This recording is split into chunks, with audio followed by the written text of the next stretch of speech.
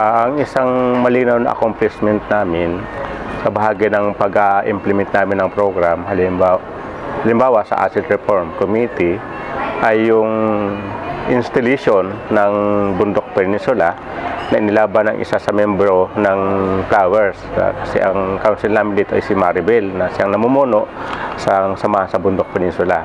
So sa pinang-asset reform, tutulak namin yung malawakang kampanya sa Negros. Sumasaklaw ito ng libo-libo hektarya at 7 organisasyon sa ilalim ng magsasaka ng Flowers at saka under ng NAPSI.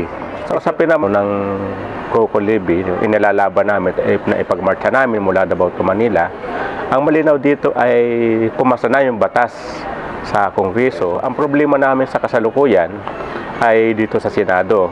Kasi si Senator Osmeña ay mayroong proposal na hindi lamang sa National Treasury ilagak ang pera, kundi pati sa private para kumita. So yun ang dahilan kung bakit hindi pa ma-approve o ma-final sa committee para tumalon sa bicameral.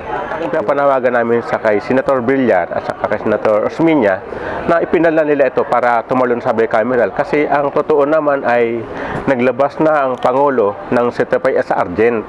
Kaya hindi dapat patagalin ito sa Senado para ito ay papakinabangan na ng mga magsasaka at mabuo na yung Coco Farmers Trust Fund.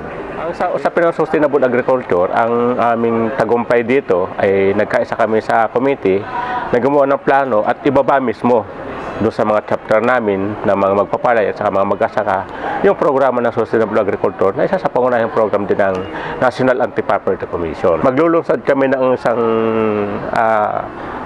National Council Training Orientation na usapin ng Sustainable Agriculture. So yun yung sa amin, yun yung 3 mahalagang program na nagampanan namin sa loob ng kami ay naupo bilang sectoral representative at council ng mga magsasaka.